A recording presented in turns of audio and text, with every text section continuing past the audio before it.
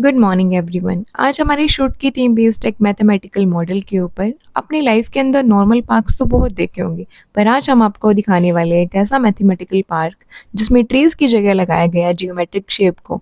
So welcome to the mathematical park. सबसे पहले यहाँ पे दिखाया गया टाइप्स ऑफ ट्रायंगल को। बेसिकली 6 टाइप के ट्रायंगल्स को यहाँ पे शो किया गया है, जैसे कि right angle triangle, obtuse triangle, equilateral triangle, isosceles triangle, acute triangle, scalene triangle. फिर यहाँ एक सर्कुलर फॉर्मेट में शो किया गया है पार्ट्स ऑफ सर्कल, जिसमें दिखाया गया है segment, code, diameter, sector, centre, secant. तो यहाँ ये शो किए गए डिफरेंट टाइप ऑफ चार्ट्स को एरो की फॉर्म में कट किया गया है और उनको यहाँ पेस्ट किया गया है। वो सब शो करते हैं यहाँ पे इन सभी थिंग्स को। सबसे पहले दिखाया जाता है यहाँ पे ऑरेंज कलर का पार्ट जिस पे बाउंड्री हुई है स्काई ब्लू कलर से, तो वो है सेक्टर। दैट मीन्स वो एक पार्ट है, डायमीटर्स को क्रॉस कर रहा है, तो वो एक पार्ट है जिसको सेक्टर बोला गया है। वो इस सेंटर से ही कनेक्ट हो रहा है। समवट ट्रायंगुलर उसकी शेप रहती है। सबसे ऊपर दिखाया गया है ब्लैक एरो जिसको क्रॉस कर रहा है, वो है एक सेगमेंट।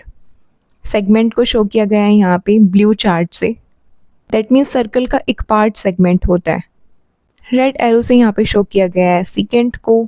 सिकेंट के बिल्कुल सेंटर में है सर्कल के एक सेंटर। और फिर बारी आती है डायमीटर और रेडियस की। तो सर्कल के जो हाफ से क्रॉस करेगा वो होगा उसका डायमीटर, और डायमीटर के भी हाफ से जो क्रॉस करती है वो होता है उसका रेडियस। तो ये सभी पार्ट ऑफ सर्कल थे जो आप देख सकते हैं।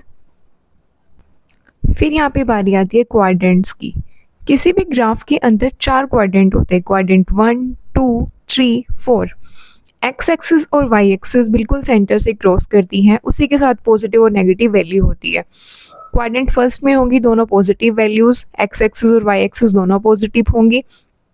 क्वाड्रेंट सेकंड के अंदर वाई एक्सिस पॉजिटिव होगी और एक्स एक्सिस नेगेटिव होगी।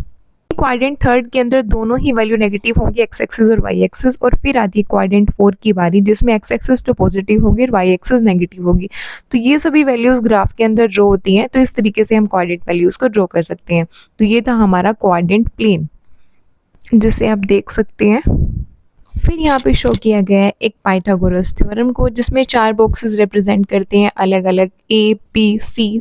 ये जो वैल्यूज़ हैं यहाँ पे हमने लिए हैं BC स्क्वायर रिप्रेजेंट करने के लिए। मिडिल में है एक ट्रायंगल। ट्रायंगल में जो एंगल बना हुआ है उसके सामने वाली जो लाइन होती है वो होती है हाइपोटेनस। नीचे वाला होता है बेस और साइड वाला होता है हाइट। फॉर्मूला कुछ इस तरीके से बनता है, हाइपोटेनस का square is equal to base का स्क्वायर प्लस एल्टीट्यूड बोल सकते हो और पेंडिकुलर बोल सकते हो प्लस हाइट बोल सकते हो और उसका square. A square plus B square is equal to C square. यहाँ यही शो करता है, सी स्क्वायर शो करता है हाइपोटेनस को, बी स्क्वायर शो करता है बेस को, ए स्क्वायर शो करता है हाइट को। तो ये बन गई हमारे पास होल पाइथागोरस थ्योरम, आप देख सकते हो। फिर यहाँ पे आता है एक सेमी सर्कल। कंप्लीट सर्कल होता है 360 डिग्री का। यहाँ पे जो सेमी सर्कल हुआ 360 का हाफ 180 डिग्री को शो करता है। मिडल में जो एंगल होता है वो होता है 90 डिग्री का। तो इस तरीके से यहाँ पे जो एंगल्स हैं वो शो करते हैं क्लॉक पैटर्न को। और ये क्लॉक वाली रीजनिंग के क्वेश्चन में आते हैं कि एंटी क्लॉकवाइज इतने एंगल पर क्लॉक है, तो ये सभी चीज़ें वहाँ पे यूज़फुल होती हैं। तो इस तरीके से आप इनको देख सकते हो। अब ये क्लॉक कुछ क्लॉकवाइज पैटर्न के अंदर है, यहाँ पे सभी एंगल्स को शो किया गया है। तो ये एक कंप्लीट सर्कल को ही रिप्रेजेंट करती है, बट यहाँ पे इसको शो किया गया है एज अ सेमी सर्कल। फिर यहाँ पे बारी आती है HCF factor tree. HCF mean highest common factor. That means यहाँ पे हमें कॉमन वैल्यू देखनी होती है। यहाँ पे एक एग्जाम्पल लिया गया है 24 का, जिस तरीके से आप देख सकते हो कि इसका हाईएस्ट कॉमन फैक्टर लास्ट में आके 2 बनता है। दैट मीन्स एक 2 ही एक ऐसी वैल्यू बनती है जो सब में आ सकती है।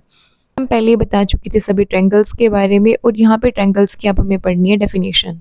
सबसे पहले बारी आती है आइसोस्केलस ट्रायंगल की, जिसकी 2 साइड्स इक्वल होती है। फिर आती है एक्यूट ट्रायंगल, जो कि एक सिंपल ट्रायंगल होती है। स्केलन की भी साइड्स पैरेलल होती हैं। राइट एंगल ट्रायंगल में 90 डिग्री का एंगल होता है। ऑब्ट्यूज ट्रायंगल कुछ इस तरीके से रिलेटेड मैनर में होती है। इक्विलेटरल ट्रायंगल की सभी साइड्स इक्वल होती हैं। फिर यहाँ पे शो किया गया है सभी ट्रायंगल्स के एंगल को, जो आप पढ़ सकते हैं। स्ट्रेट एंगल एग्जैक्ट 180 डिग्री का होता है। Acute angle less than 90 degree. Right angle exactly 90 degree. Obtuse angle be greater than 90 but smaller than 80। फिर यहाँ पे बारी आती है एक कोन की। Just like an ice cream cone, जैसे आइसक्रीम का कोन होता है वैसा ही हमारा मैथमेटिकल कोन होता है। CS से शो करता है curved surface area of cone, जिसकी वैल्यू होती है πRL। TS से total surface area πRR plus L is equal to 1/2 πRH। फिर यहाँ पे बारी आती है क्यूब की, जो कि स्क्वायर का ही 3D लुक होता है। कर्व्ड सरफेस एरिया की वैल्यू होती है 4A स्क्वायर। A रिप्रेजेंट करता है साइड्स को, TS से रिप्रेजेंट करता है total surface area, 6A square. Volume होती है A3 क्यूब। फिर यहाँ पे कुछ वैल्यूज़ लिखी गई हैं क्यूबॉइड की। क्यूबॉइड का curve surface area 2HL plus B. H represent करता है हाइट को, एल रिप्रेजेंट करती है लेंथ को, बी रिप्रेजेंट करती है ब्रेथ को। टोटल सरफेस एरिया भी ऐसे ही है 2 into L B plus B H plus H L, और वॉल्यूम होती है length into breadth into height. तो ये हमारा फाइनल मॉडल था। मैक्सिमम हमने फार्मूलाज़ को इसमें कवर करने की कोशिश की है, बट फिर भी बहुत से फार्मूलाज़ ऐसे रह जाते हैं जो बहुत इंपॉर्टेंट होते हैं कैलकुलेशंस के लिए और यहाँ पे शो नहीं किए गए हैं। जो भी आपको मैथमेटिकल टॉपिक समझना होता है, जो भी आपको फार्मूलाज़ जानने होते हैं, तो उसके अकॉर्डिंग आप कमेंट बॉक्स में टाइप कर सकते हैं। हम उस पर क्रिएटिव वीडियो बनाएंगे जिससे आप ईजिली उनको समझ सकते हैं और याद भी रख सकते हैं।